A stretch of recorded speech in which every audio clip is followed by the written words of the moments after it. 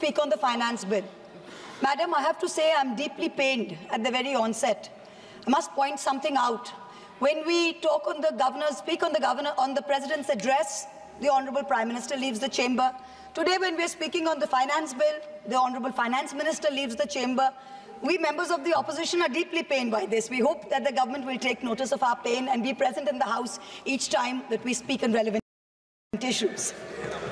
Theodore Roosevelt, the 26th President of the United States, had said, in any moment of decision, the best thing you can do is the right thing. The next best thing you can do is the wrong thing. And the worst thing you can do is nothing. The Honorable Finance Minister has made a mockery of the people of India in this union budget by doing absolutely nothing. Whatever little changes are there are regressive and ill thought out. This is an illusory budget where the government knows fully well that the mandate of not want a business as usual approach. The people wanted a course correction. What have you done? You've not listened to the mandate. Vinash Kale Viprit Buddhi, you have done the exact opposite. You've kept the same cabinet, you've kept the same finance minister who's given the same shoddy budget. Who is this budget for? The middle class make up 31% of India. The poor make up between 60 and 65% of India. I will demonstrate how this budget systematically strangles the poor and the middle class. This is a kursi bajao budget, a save the chair budget for this government, and even that it doesn't do very well. Broadly, there are two types of taxes: direct taxes, indirect taxes. Direct taxes are known as progressive taxes. Why are they progressive? So income tax, property tax, investment tax on capital gains, these are done in a way that the richer you are, the more tax you pay. So they're kind of fairer. Sir, please. Sir. Sir, you're a chat person. What is it? Indirect taxes are regressive because everyone from the richest billionaire to the poorest laborer is paying the exact same tax. So GST, duties on petrol, duties on diesel are all indirect taxes. When we strive for a fair and equitable economy, we must have the balance of direct taxes and indirect taxes right. The US and the Europe broadly collect about 60% through direct taxes and 40% through indirect taxes. Some Scandinavian states with welfare models collect 70% through direct taxes, 30% from indirect taxes. In India, it is the exact opposite. 65% of tax collection comes from indirect taxes, where billionaires pay the same as the poorest laborers, and only 35% comes from direct taxes. Even within the direct tax bracket, for the first time in our country's history, salaried professionals and the middle class are sharing a greater tax burden than rich corporates. The middle class is contributing 55% of direct income taxes under this government, up from 38% under the UPA. The richest corporates in India today contribute only 45% of direct taxes. Not only is the middle class being taxed, but now with this budget, the savings of the middle class have also been taxed with removal of indexation and with a rise in the short-term capital gains. Investors who've made more than 11% return, we've done the calculation, that's about the threshold rate. If you have made more than 11% returns, so if you've made higher returns, then this new tax regime with the removal of indexation has happened is good for you. Now, people like our parents, pensioners, salaried middle class, risk-averse people who invested in gold, in property, in debt mutual funds, the removal of indexation has harmed them disproportionately. So the middle class has lost out. Debt mutual fund holders will end up paying more than 40% more tax because indexation is being changed from 20% to 12% for investments made before April 1st, 2023. So this is effectively penalizing those who've made low profits. You've anyway made lower profits. People think real estate has made enormous profits. If you look at RBI's housing index for the past 10 years, the average rise in property prices has been between 4.5% and 5%. So if the middle class is invested in property, that is below 11% return, so indexation is going to harm you. The current GST regime is irrational and iniquitous. There is 18% GST levied on life insurance and medical insurance products. The Honorable MOS Finance yesterday, on Monday, told this House that the government has collected 8,263 crores as GST on health insurance for the fiscal year 23-24 alone. This is blood money. Our Honorable Chief Minister Mamata Banerjee wrote a letter to the Finance Minister, to the Centre, pointing out that this is a completely anti-people tax. What is life insurance? What is health insurance? It is people guaranteeing and spending money and protecting against life's uncertainties, against accident, against injury, against ill health, against death. What are you doing? You are imposing GST, same rate that a billionaire pays, the poorest middle-class person has to pay. So people are deterred from taking out new policies. People are deterred from continuing existing insurance. This should be removed at the earliest. Now, let me now move on to what affects more than 70% of Indian citizens, social sector allocations. The general trend over the past decade, in every budget in the last 10 years, of which our Honorable Finance Minister has presented 7, has been in nominal terms, you have allocated more money to the social sector. But if you account for inflation and you look at real allocations, inflation adjusted, allocations have seen reductions of over 25% in the past 10 years. I'm going to look at real allocations, that is adjusted for inflation, for some major schemes in the past 10 years. Sarva Shiksha Abhijan, minus 18%. Rashtriya Madhyamik Shiksha Abhiyan, minus 9%. ICDS, which affects every child, it's a school scheme, minus 34%. Mission Anganwadi, minus 5%. PM Poshan, minus 45%. PMGSY, those of us who have rural areas, the Pradhan Mantri Gram Sadak Yojana scheme, minus 47% reduction in real terms. The National Social Assistance Program, minus 20%. The combined expenditure on 5 social schemes, the top 5 social schemes as a percentage of GST, of GDP, has declined from a peak of 0.93%, so almost 1% of GDP in 2009-10. Do you know where it is today in 23-24? It is 0.36%. It is only a third of what it was in 9-10. The Manrega budget during COVID, when the centre was telling all the states, please give employment to the labourers, they are going back. The Manrega budget in 2021 was 0.6% of GDP. Do you know what it is today? 0.26%. No, shame. Specific budget figures for 24-25 are shameful. Specific figures, let's look at the specific figures. The allocation for Samarth, which is maternity entitlement and the creche scheme, has been reduced by 70 crores compared to budget estimates of last year. The budget for the National Social Assistance Program, for again those of us with rural areas, you know how important this is. This is what gives social security pensions to the elderly, to single women, to disabled.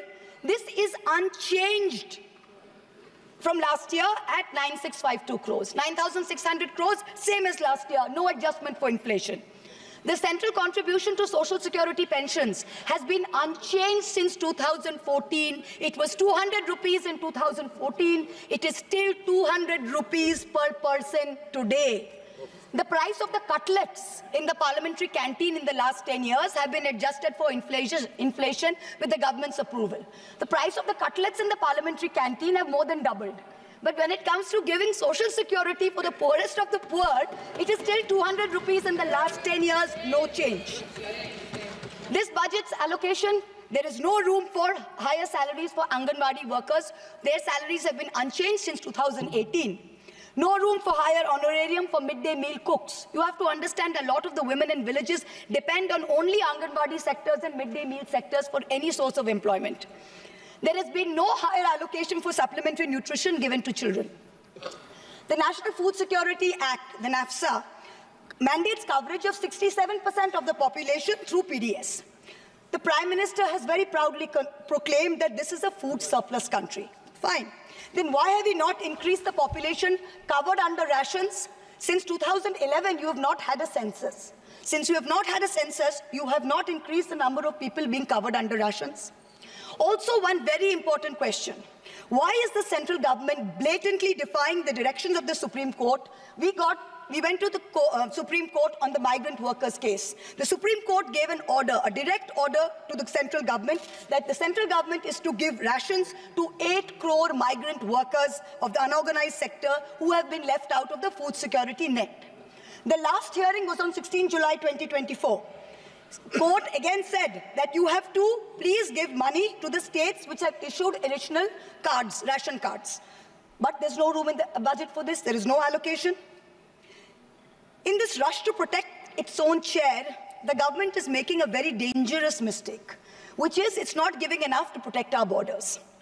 Military experts have repeatedly warned us that India's military capability has to be modernized because we are fighting on two fronts. One is against China, we need a dissuasive deterrent. Against Pakistan, we need an offensive deterrent. The budgetary allocation for defense in this budget is 6.22 lakh crores.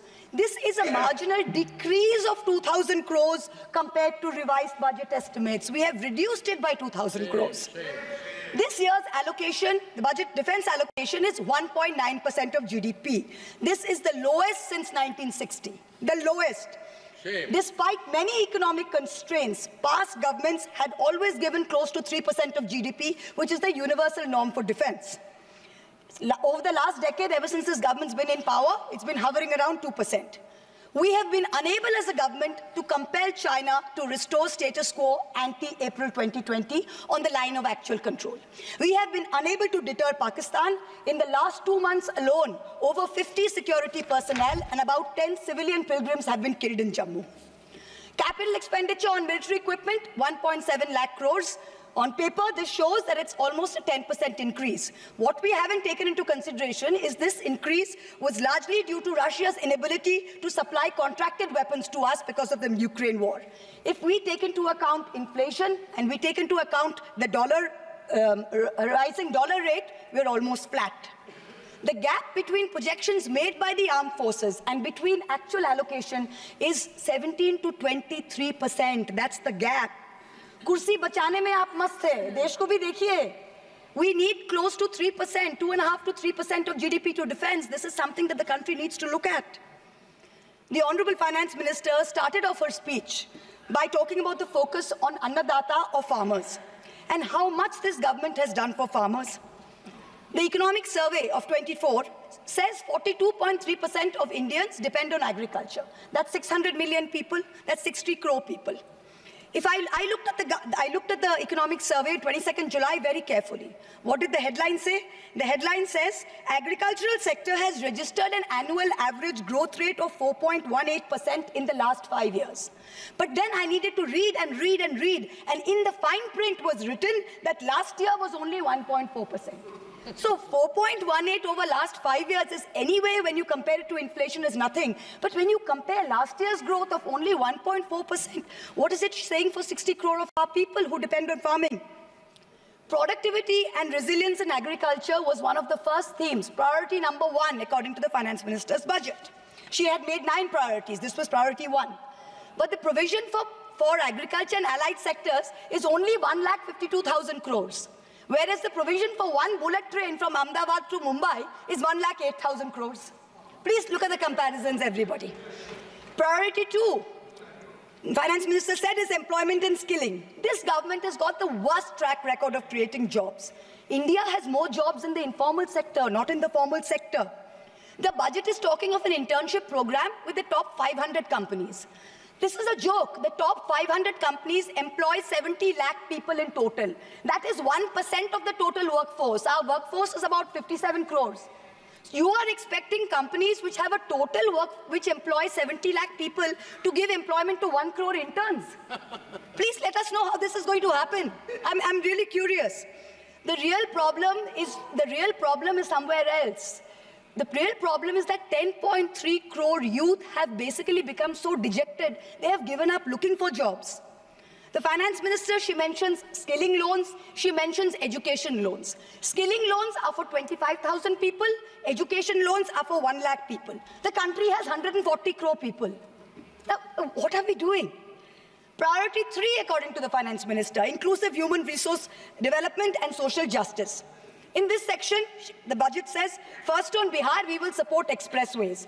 What you're not saying is that you will make expressways which will charge very high tolls. So you are recovering the money, you're not doing anyone a favor.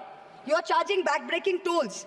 You might give another bridge which might collapse. Yes. You will set up another power plant, which like Jharkhand may also be outsourced to a favorite businessman. He can be given a nice juicy PPA and sell more imported coal. Secondly, on Andhra, there are no grants, but only loans, that too from multilateral agencies. So basically, dollar loans will be given to Andhra Pradesh, which future generations will have to pay back with interest. There was also another sweeping statement. Grants for backward regions of Rayalaseema, Prakasam and North Coastal Andhra, as stated in the Act, will be provided.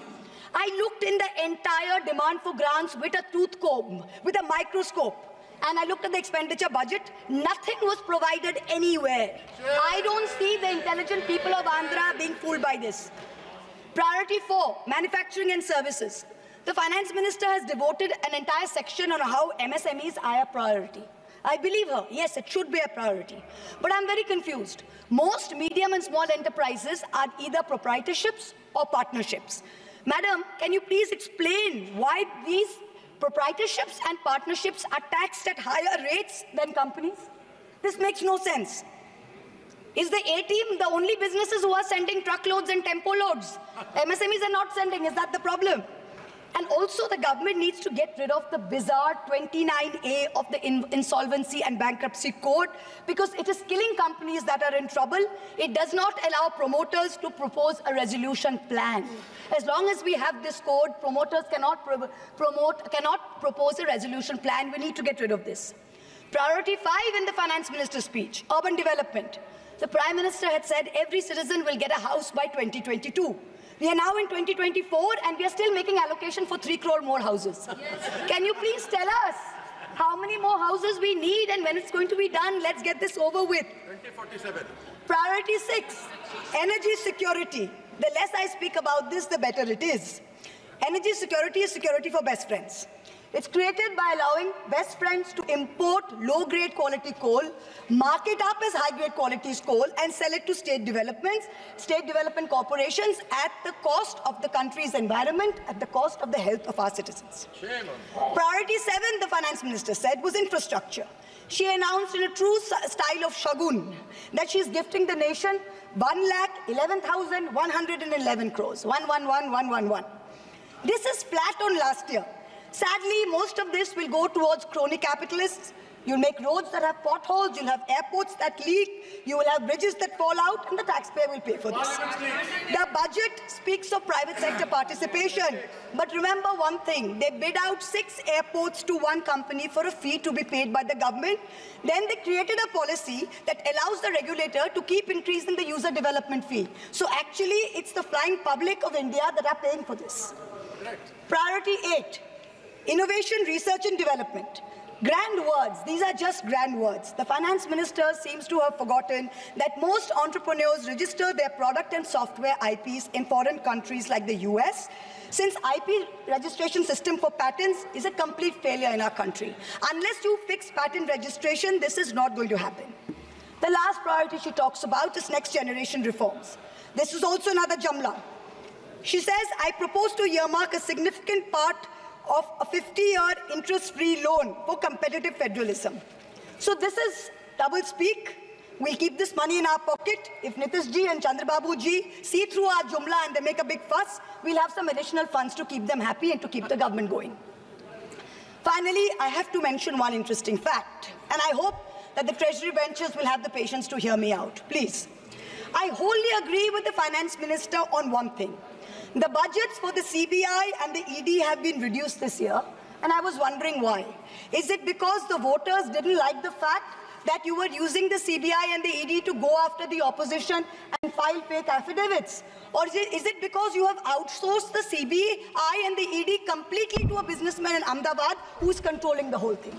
Why have you reduced it? Number one, the former Maharashtra Home Minister highlighted how BJP leaders and agencies have threatened him to filing a fake affidavit. In the case of Sandesh Khale in West Bengal, the women have confirmed on video that BJP leaders forced them to file fake statements. Similarly, I'm told in my matter, Mr. Adani on October 16, 2023, got my friend to his office in Ahmedabad and threatened him with dire consequences to file a fake affidavit. Actually, it was Mr. Adani's in-law, Mr. Cyril Shroff, who filed the fake affidavit and forced him to sign it.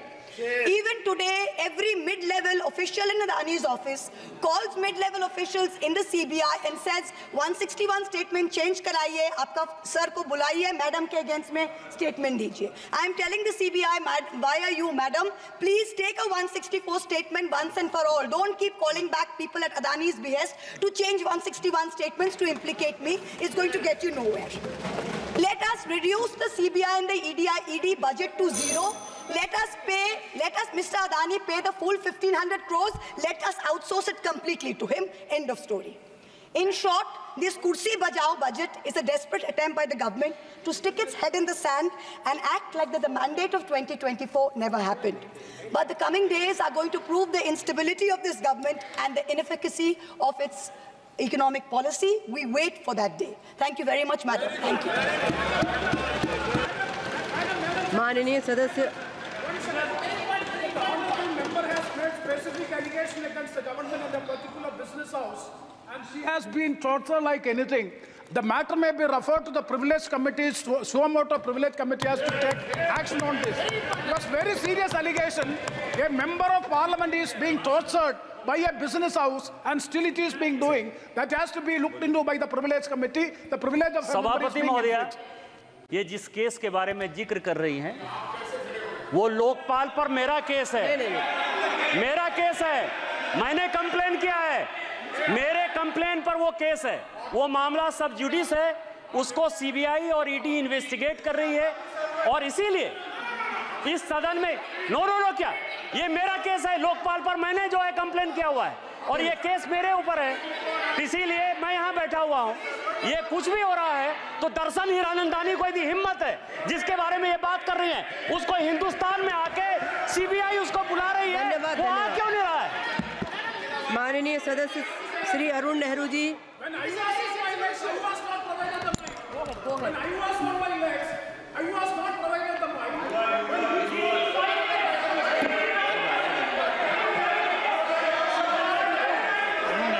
Please continue. Please, sir. Please.